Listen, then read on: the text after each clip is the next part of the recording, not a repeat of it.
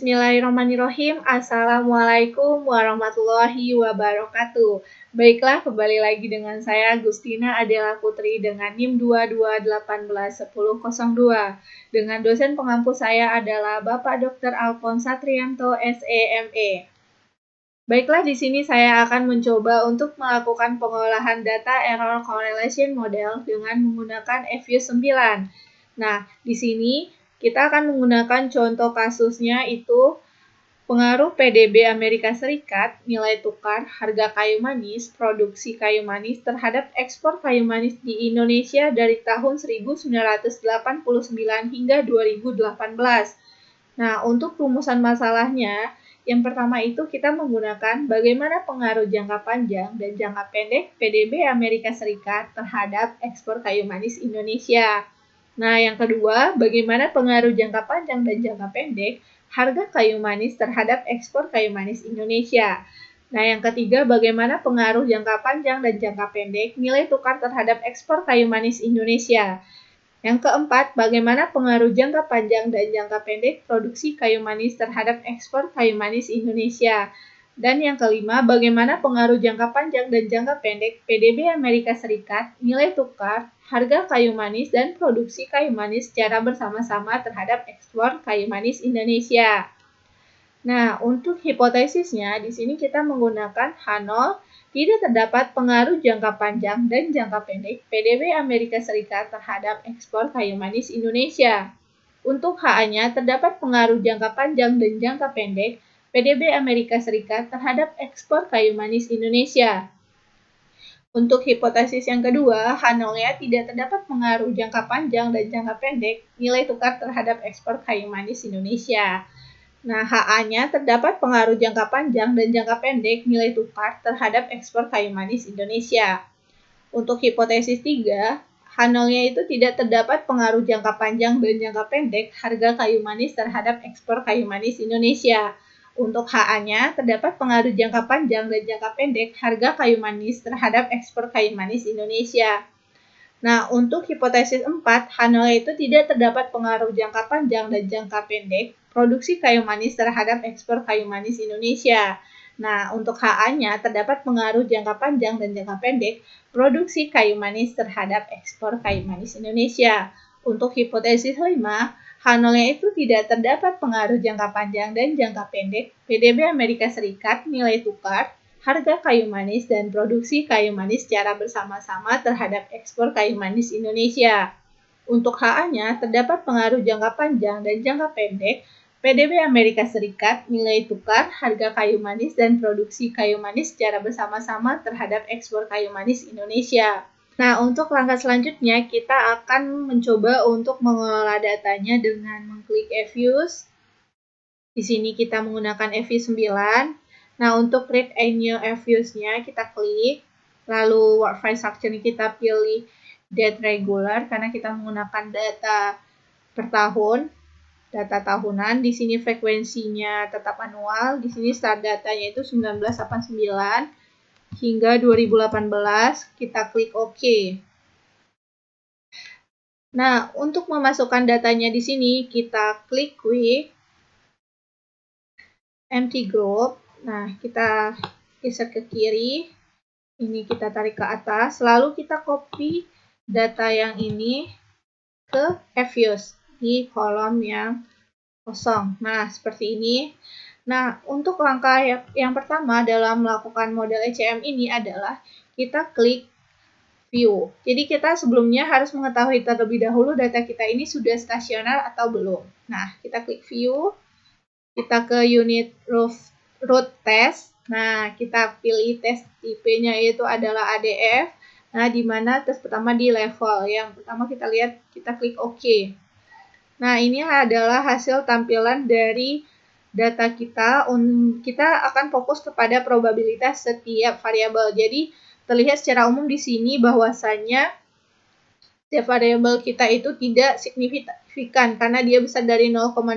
Terlihat bahwa Y di sini adalah 0,07, X1 0,92, X2 0,75, X3 0,95, dan X4 0,46.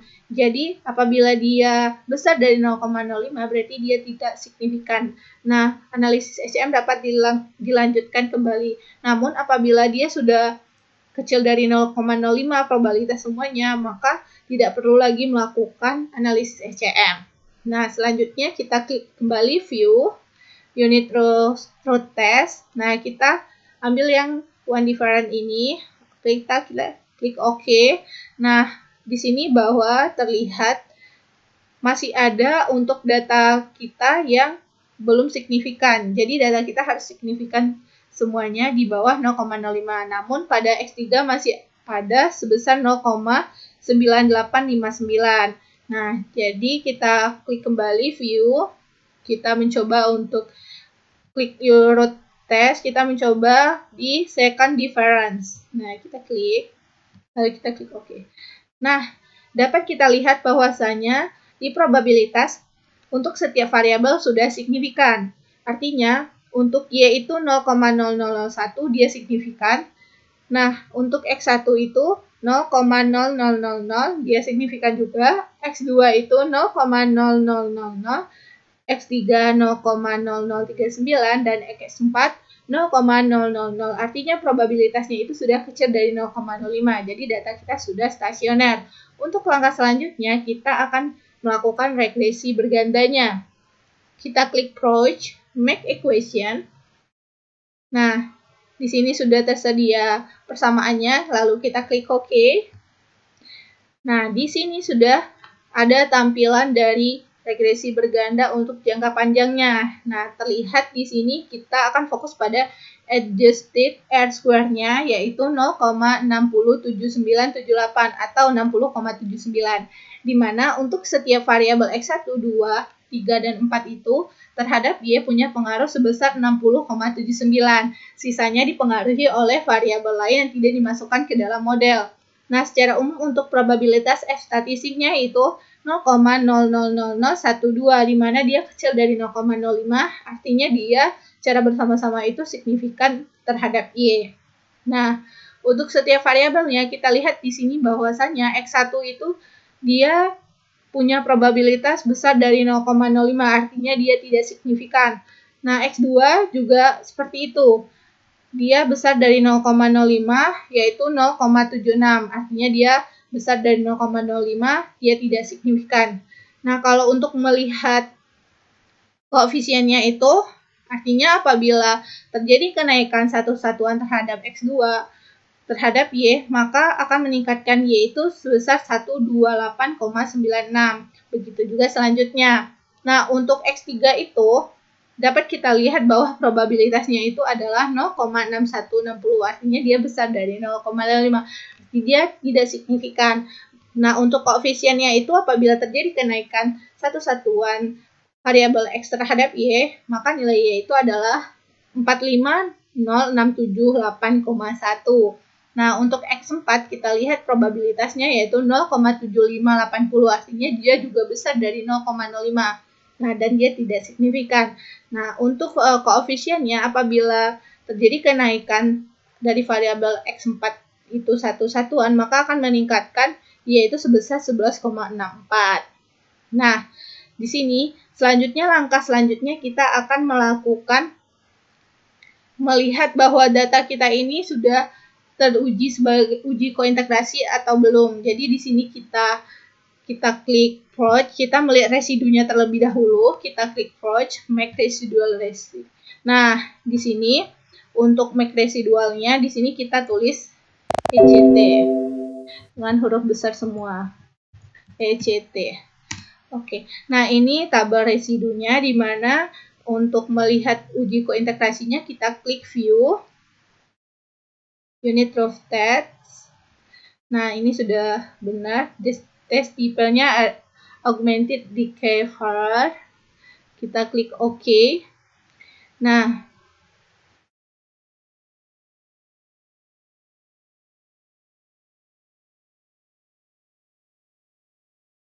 di sini dapat kita lihat bahwasannya untuk ECT-nya itu di sini kita fokus ke sini. Untuk probabilitasnya itu adalah 0,0001, di mana artinya dia signifikan karena dia kecil dari 0,05. Dan untuk koefisiennya juga negatif di negatif 0,9289, artinya dia sudah teruji kointegrasi. Nah, untuk langkah selanjutnya kita dulu ini. Nah, kita akan melakukan regresi untuk melihat jangka pendeknya. Kita tutup ini dulu. Yes. Nah, sebenarnya untuk data yang tadi yang jangka panjang kita juga boleh save. Nah, namun saya di sini tidak men-save-nya.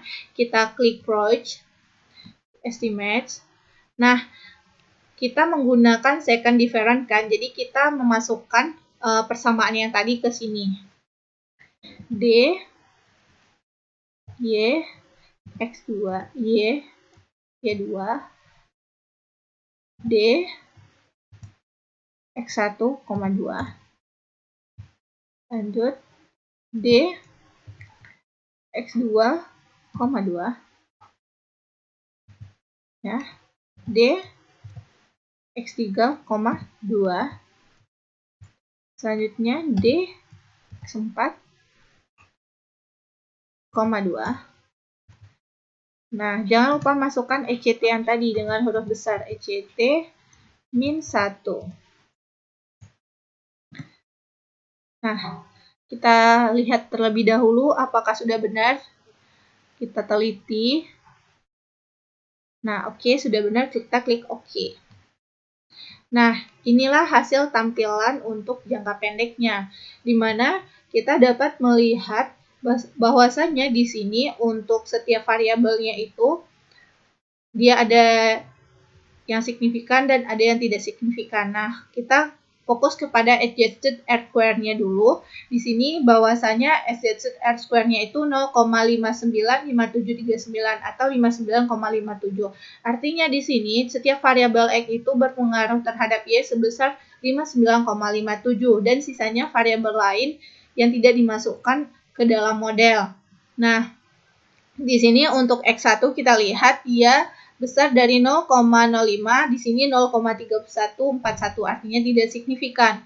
Untuk X2 juga kita lihat bahwasannya probabilitasnya itu 0,4512, artinya dia tidak signifikan. Dan untuk koefisiennya bahwasannya apabila terjadi kenaikan satu satuan dari variabel X2 terhadap Y, maka nilai Y itu meningkat sebesar 217,16. Nah, untuk X3 untuk probabilitasnya sebesar 0,2950. Nah, jadi dia tidak signifikan juga di sini karena besar dari 0,05. Nah, untuk koefisiennya apabila terjadi kenaikan satu satuan terhadap variabel X3 terhadap Y, maka akan meningkatkan Y itu sebesar 24 dan 9397.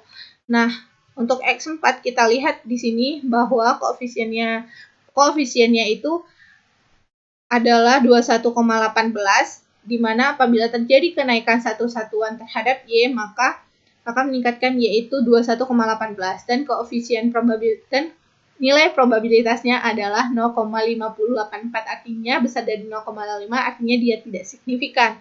Nah, untuk Y-nya itu kita lihat di ECT min 1-nya itu koefisiennya itu min 1,74.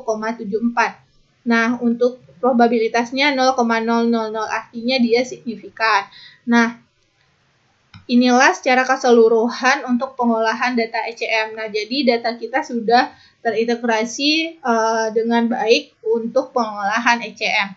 Baiklah, sekian, terima kasih untuk kesempatan yang telah diberikan kepada saya. Semoga bermanfaat. Sekian, Assalamualaikum warahmatullahi wabarakatuh.